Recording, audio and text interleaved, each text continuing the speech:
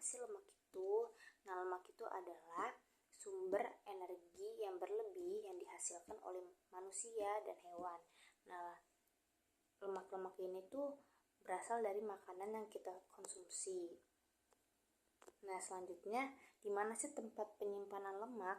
Nah, tempat penyimpanan lemak itu disebut juga dengan jaringan adiposa. Nah, fungsi utama dari lemak itu apa sih? Nah, poin yang pertama kita bahas tadi itu kan energi yang disimpan. Lemak itu adalah energi yang disimpan oleh tubuh manusia. Nah, jadi fungsi dari lemak sendiri itu adalah sebagai sumber energi bagi tubuh kita. Jadi biar kita nggak cepat kelelahan gitu. Jadi ya disimpan. Jadi ya lemak ini nanti yang bekerja gitu. Nah, pada suhu ruang seperti di ruangan gitu, jadi lemak itu berbentuk padat. Nah, kalau misalkan berbentuk cair itu bukan dinamakan lemak, tapi dinamakan minyak. Nah, ketika kita mengkonsumsi makanan yang memiliki kandungan lemak, kita cenderung merasakan rasa kenyang yang berlebih gitu ya. Apalagi kalau misalkan kandungan pada makanan itu memiliki kandungan lemak yang tinggi, kita cenderung merasakan kenyang yang berlebih. Nah, itu kenapa sih?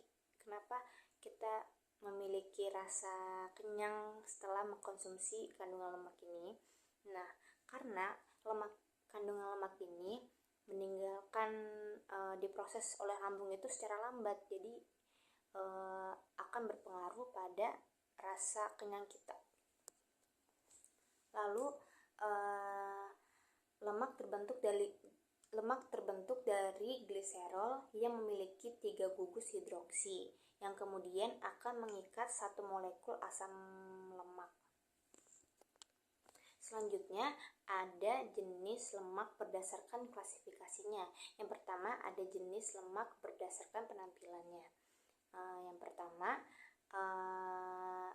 dari jenis lemak yang berdasarkan penampilannya ada lemak tak terlihat, contohnya ada pada mentega. Nah, itu tuh salah satu contoh yang terlihat gitu ya, salah satu contoh lemaknya. Nah, yang kedua ada lemak tak terlihat.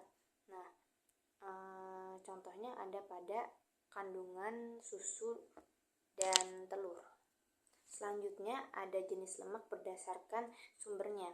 Yang pertama ada lemak hewani dan lemak nabati. Nah, lemak hewani ini berdasarkan yang berasal dari hewan-hewan. Yang kedua ada lemak nabati yang berasal dari kacang-kacangan dan umbi-umbian. Selanjutnya ada lemak yang berdasarkan ikatan rangkap pada rantai karbon. Yang pertama ada asam lemak tidak jenuh tunggal, asam lemak tidak jenuh jamak, dan asam lemak jenuh.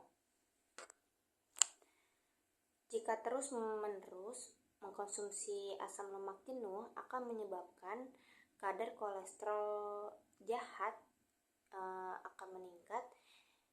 Hal ini akan menyebabkan pembentukan plak pada pembuluh darah. Nah, begitupun sebaliknya, jika kita mengkonsumsi asam lemak tidak jenuh akan meningkatkan kadar kolesterol baik.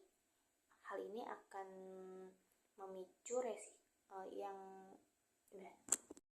Begitupun sebaliknya, jika kita mengkonsumsi asam lemak tidak jenuh maka akan meningkatkan kadar kolesterol baik yang akan menghindari kita dari resiko penyakit jantung.